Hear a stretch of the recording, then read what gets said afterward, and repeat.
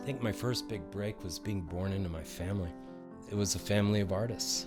It was a family of people who'd never had a full-time job in like 5 generations. And they weren't rich, they just didn't want to work for anybody. They wanted to write, they wanted to paint, they wanted to create.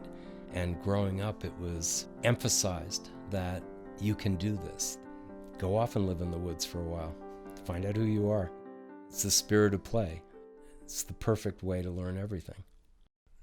My artistic influences come from my family, but they also come from my mother taking me to the Harvard Cooperative Society.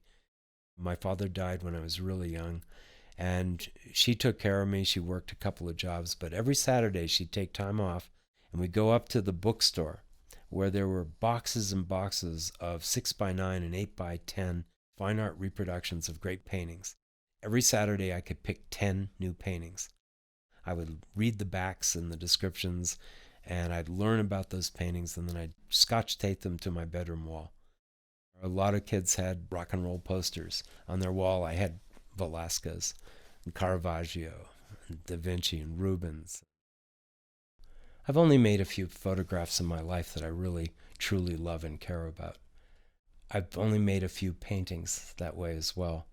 I think that if you look back at the careers of really sensational artists, great artists, with the minor exceptions of the true geniuses, you'll find that they're going to have perhaps 5 masterpieces in their life. And if you end up with 5 great friends and 5 great pieces of work, you probably have been pretty successful.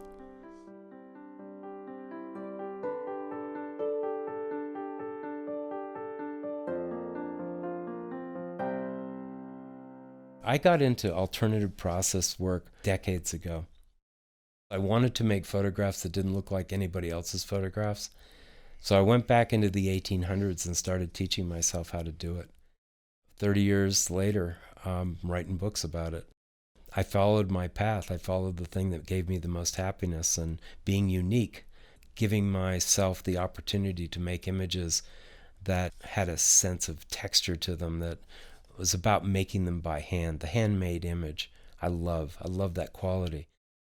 It wasn't about making a journalistic statement. This was more suited to the fine art person in me. This was compatible with being a painter. I could be a painter and I could make alternative processes using platinum palladium or albumin or gum bichromate, big cyanotype murals, Van Dyck calotypes. I could do all that.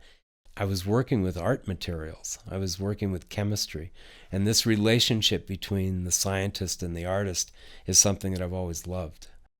Almost every handmade image is an accident, because the time of day changes, the year changes, the freshness of the chemistry changes, the type of paper you're using changes. Everything can make a difference in whether the print comes out.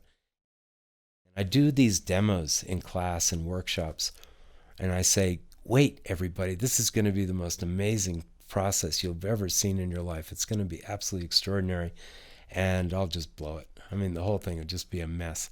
And I say, oh, that was a mess. Let me try again. The next one I do is perfect, and I don't know why.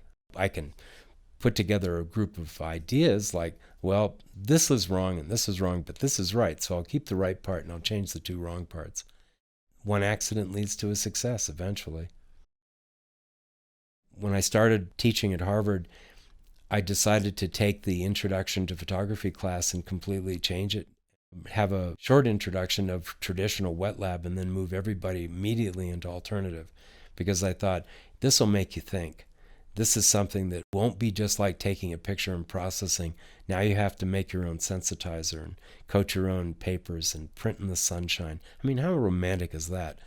It's a thrill to take some chemistry and mix it together with water, brush it on a piece of paper, and make a beautiful image.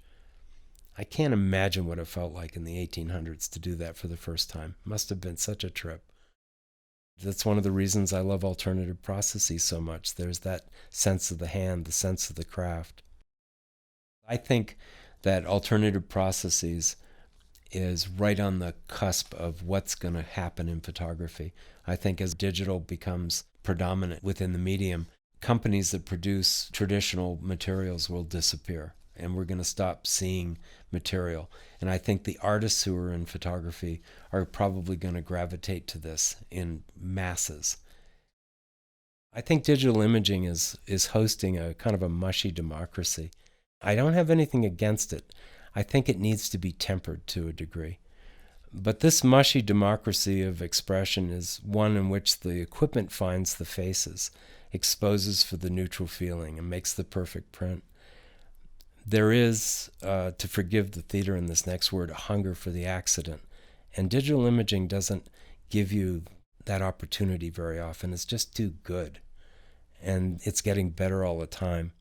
I think most people hunger for the imperfect light, the imperfect texture of life. I think there's more humidity in it. There's more depth. It makes you crazy if it doesn't work out. And that's when you unroll that roll of film and you see what you got, and it's just the greatest experience, because you know it's all brand new and it's all opportunity, and you've got a lot of prints coming, and you might only have one negative there that you're going to work with, but it might be the best negative you ever made in your life, and it's yours. I love teaching. There isn't a single thing about teaching that doesn't just thrill me. My students' generation is the most visually sophisticated in history. They arrive from high school with a visual vocabulary that dwarfs that of their parents' generation. It's absolutely staggering how sophisticated they are visually. And so it doesn't take long to stick something into their brain saying, okay, play, act like a bear in the woods, enjoy what you're doing, see what happens, and they take to it. So every day I go to work, I have absolutely no idea what's going to happen. I go into class, I spend the first few minutes just having a dialogue about their day, and we talk about life. And they start having this dialogue with you, which is about creating this personality. Right before your eyes, they become artists. It makes teaching just an absolute total joy. I love making pictures so that I can illustrate the stories I'll tell. Like the man who had just died in front of my eyes in Varanasi.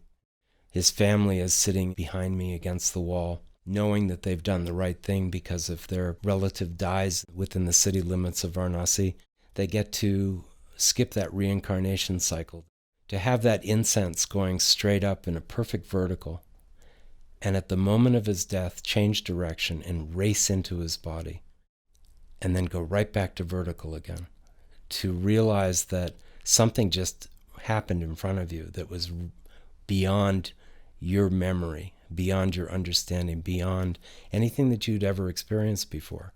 And I can tell you this story, and if I tell it well, if I really get your attention, I can tell you that there's something really important happening when you die. And a photograph is proof. The Gellert bath photograph, it was a Turkish-Roman combination of baths. Now there's a hotel around it, the Gellert Hotel in Budapest, and if you want to go there, you can rent a room, and 5 cents for a yellow bathing hat, and you have to wear it, and you go down and jump into these thermal pools, and there are different levels of heat. And so while I was in Gellert, I managed to get well up into the overhead and look down at this single bather leaning out and thinking, this is just paradise. I love the water. I love what I'm looking at. Look at that light. What a gift. There's that other picture that I have, the child's camera picture of the bride.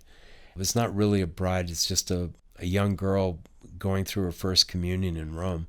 And there's this glowing wedding dress, and you can see her lips and you can see her hand. And then there's this kind of big evil black-suited foot coming down behind her. And I just think, this is beautiful. Here's this innocence, and here's this redemption in white, and there's this evil that she's away from and not consumed by. The chicken is the same way. That chicken in Cairo, in the marketplace. What a beautiful metaphor for an angel. And I followed that chicken all the way through the market, the person taking it to the butcher, the death of the chicken, the payoff of the money for the job well done, and the chicken's gone. 2 seconds earlier, it was an angel, and 2 seconds later, it was a different kind of angel. It was rather extraordinary. Photographs do that. It allows you to see something in progress and to anticipate the importance, to understand that your intention and your ability to predict what's about to happen, your intuitive sense, will give you a good photograph. If you want to tell your story as an artist, then you really have to create your own language. You need your own nomenclature. If you use a language that someone else has already invented, you basically become an illustrator, and you illustrate their language, you illustrate their ideas and their art, and you never find out who you are. My great uncle Henry James, who has a few books to his credit, he has this line, and it said, "We work in the dark, we do what we can, we give what we have, our doubt is our passion, and our passion is our task, and the rest is the madness of art."